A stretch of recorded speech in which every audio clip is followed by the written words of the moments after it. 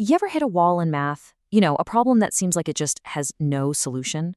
Well, that's exactly where mathematicians found themselves for centuries. But the breakthrough came from a really unexpected place, and it led to inventing a whole new kind of number. We call them complex numbers, and they're absolutely essential for everything from electrical engineering to quantum mechanics.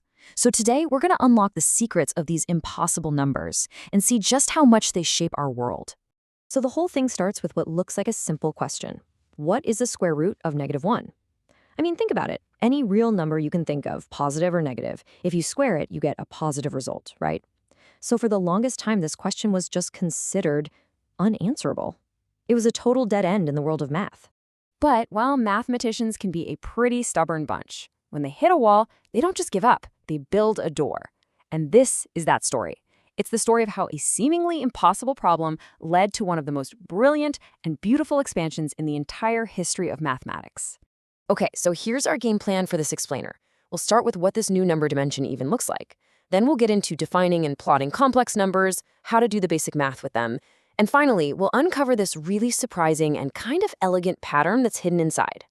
So to really get why we even need complex numbers, let's just take a quick step back. I mean, throughout history, we've always invented new kinds of numbers to solve new kinds of problems. We came up with negative numbers to talk about things like debt or temperatures below zero. We invented fractions so we could, divide a pizza or measure ingredients. Each new number system filled a void and expanded how we saw the world. And this quote from our source material really just nails it. The invention of complex numbers wasn't some weird mathematical trick. It was a totally natural and necessary step for math to evolve. Our real numbers, as powerful as they had a blind spot. They just couldn't handle the square root of a negative number. So mathematicians created a new set of numbers to fill that exact void. And here it is. This is the key that unlocks this whole new world, the imaginary unit, which we call I. The definition is so simple, but it's incredibly profound. I is the number whose square is -1. This one simple idea is the foundation for everything else we're about to do. So you got to burn these two facts into your brain. I is the square root of -1, and because of that, I squared equals -1. All right, now that we have our fundamental building block, I, we can actually start to build with it.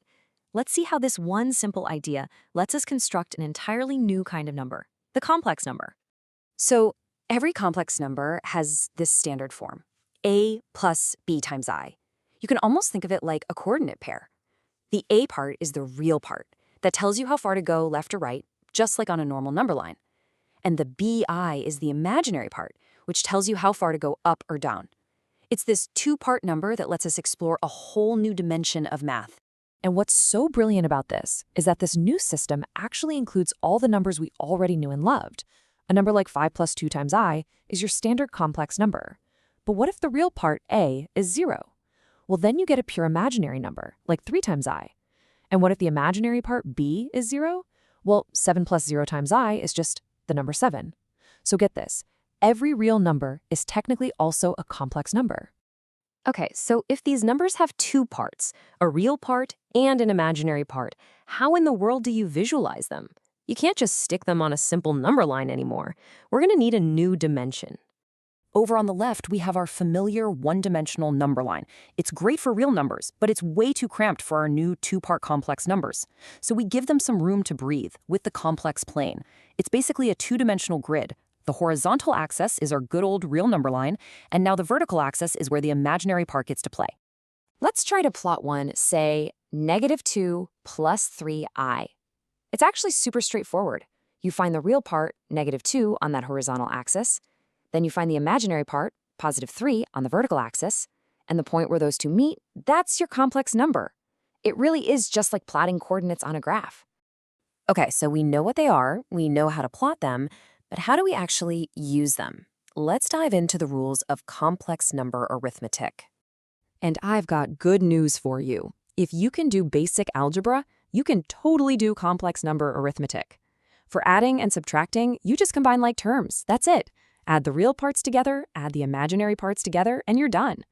Just take a look at these examples. For the addition, we add the real parts, 3 and 2, and we get 5. Then we add the imaginary parts, -4 times I and 5 times I, to get 1 times I, or just I. So the answer is 5 plus I. And subtraction? works the exact same way. Now, multiplication is also going to feel really familiar. If you remember the FOIL method from algebra, first, outer, inner, last, then you are already 90% of the way there. But, and this is a big but, there is one crucial new rule you have to remember. Whenever you see an I squared pop up, you have to replace it with -1. This is the secret ingredient that makes the whole thing work. Let's walk through this example right here. We're going to FOIL it out like normal. First gives us 8. Outer gives us -20i. Inner gives us 6i. And last gives us -15i squared. Now, here comes the rule, that I squared becomes a -1. So -15 times -1 is now +15. Then we just combine our like terms. The real parts, 8 and 15, give us 23. The imaginary parts, -20i and 6i, give us -14i. Okay, now for division. This one's a little trickier because we can't really divide by an imaginary number directly. We need a special tool to get that I out of the denominator, and that tool is called the complex conjugate. To find the conjugate of any complex number, you just flip the sign of the imaginary part. That's all there is to it. The conjugate of a plus bi is a minus bi. So here's the process, the game plan. You write the division problem as a fraction. Then you multiply both the top and the bottom by the conjugate of the denominator. When you do this, something kind of magical happens. All the I terms in the denominator just cancel out, leaving you with a plain old real number. From there, you just simplify the top and you are done. All right, for our last stop, let's look at one of the coolest and most surprising properties of our imaginary unit. What happens when we take I to higher and higher powers? Okay, this is where things get really cool. Check out this pattern that shows up when we take I to higher and higher powers. It goes I, then -1, then -I, then 1, and then it starts all over again. It's this beautiful, elegant 4-step cycle that just repeats forever and ever. And what's brilliant about this is that it gives us a fantastic shortcut. To find some huge power of I, like I to the 35th, you do not need to multiply it out. Nope. Just divide the exponent by 4 and see what the remainder is. So 35 divided by 4 is 8 with a remainder of 3.